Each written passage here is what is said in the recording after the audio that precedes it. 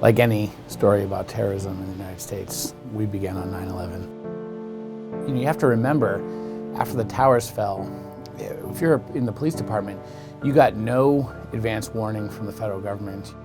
So the NYPD said, we can't wait around for the federal government to tell us what's going on. We need to have our own intelligence operation, developing our own streams of intelligence if we want to keep the city safe. This is a seismic shift in policing. This is saying we're going to become an intelligence operation. So I'm born and raised in New York City. I work at the Arab American Association of New York, which has been around for 13 years.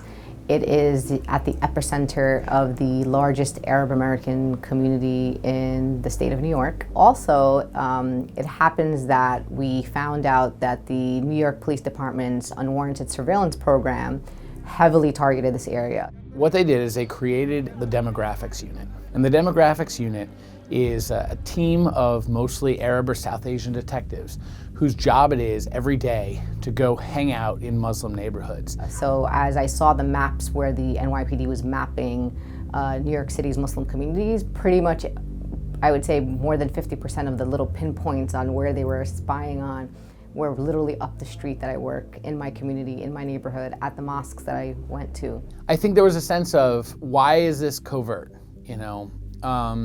We understand that there's going to be undercover operations targeting terrorism, but undercover operations targeting neighborhoods, a lot of people just felt like you could get this information if you just came to us and just talked to us.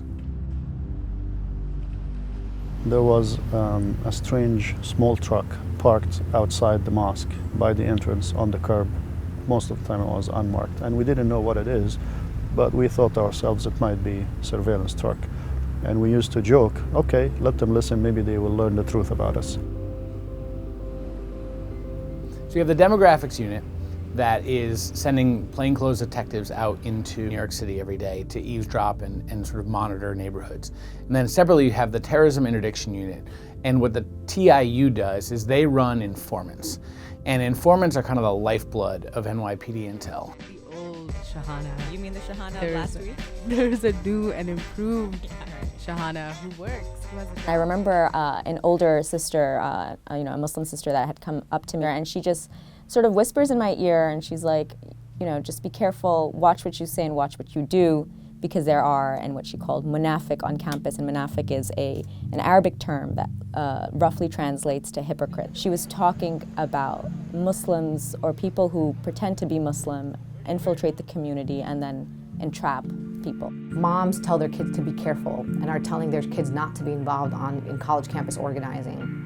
So people don't understand that it actually stops people from being the normal people and doing normal things that other communities do. Some people are afraid to go to mosque because they know that they're informants. They're afraid to be taken out of context. They're afraid that an informant's going to record something that they said out of context. I mean, it's that serious. So we've always known that we are under surveillance, some sort of surveillance. We just didn't have proof. When the Associated Press originally revealed their investigative report, it was like a revelation to everyone else, but to us it was a confirmation of things we already knew were happening in our community. I've been visited by informants, I can't even tell you how many times. So by the time that these reports came out and by the time that they had confirmed our suspicions, I was at a stage in my life where I realized that what I was doing politically and what I was doing religiously would be targeted just by virtue of me being a conservative Muslim with leftist politics. Somebody like me would be directly targeted, so automatically I start suspecting people in the Palestinian Club, I start suspecting people within my general circles, like if I hadn't known them prior to me being religious, if I hadn't known them prior to me being political, can I really trust them? Are they specifically in my social circles to spy on me? As members of SJP, going and supporting other projects, building with a community, and not just expecting people to stand with you. It has to be a two-way street. They were all built to basically be an early warning system for terrorism. But what's really interesting is that the system actually got tested in the form of Najibul Azazi, who was a young man born and raised in Queens, who decided to fly to Pakistan and get trained by Al-Qaeda. He learned to make a bomb. He and his 3 friends actually built the bombs and were all set to attack the subways. The NYPD was in their mosque. They had infiltrated one of their student groups. They were in all the restaurants and all the cafes around their homes. They even had, the demographics unit had even visited the travel agency where Zazi bought the tickets to Pakistan. And at every opportunity they had to catch these guys, this system failed. They missed. And it's only because there were other programs that the federal government was running that these guys got caught.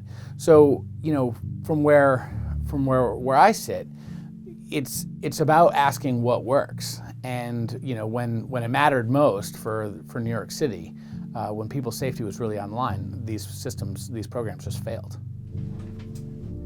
There's a lot of people that say, well, if you're not doing anything wrong, who cares if there are informants in your community? Who cares if you're being spied on? And people don't understand the impact that it has. It's like psychological warfare. Like many of these people came from the Middle East or from Muslim countries. You know, they're running away from persecution. They came here so they can have freedom of speech and then they can have the freedoms that we enjoy here in the US. Where do you then find a safe space? Can I talk to my professors about certain things? So that chilling effect wasn't very isolated to my political or even my religious activities. It literally extended to every aspect of my life, but that's not to say that it had stunted me indefinitely. I'm on social media all day, and the stuff that I see people saying, I'm like horrified. I'm like, wow, like people really think Muslims are, ISIS is Muslims, Muslims follow Islam, that means we're all the same. And we're watching pundits do it. Fox News has pretty much made that claim. That radical Muslims are training to wage jihad right here in our own backyards. There's a lot of acceptable bigotry against Muslims and Arabs right now that no one's really addressing. I don't want to continue being debilitated by this external force. You know, I want to do something about my situation, and I can't just sit and complain, well, okay, I'm being spied on. Either way, I'm going to get flack for it, so I might as well do something to counter it.